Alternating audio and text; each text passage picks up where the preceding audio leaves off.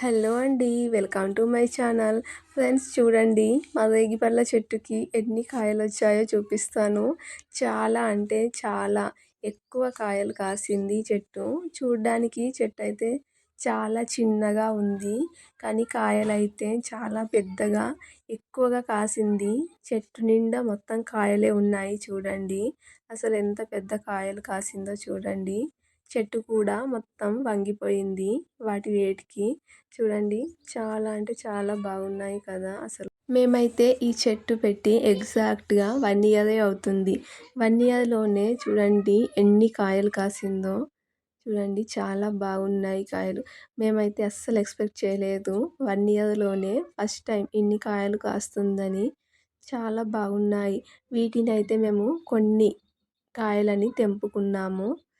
Cut చేసుకొని తింటే అసలు చెప్పలేమండి. అంత స్వీట్‌గా, చాలా అంటే చాలా స్వీట్‌గా ఉన్నాయి.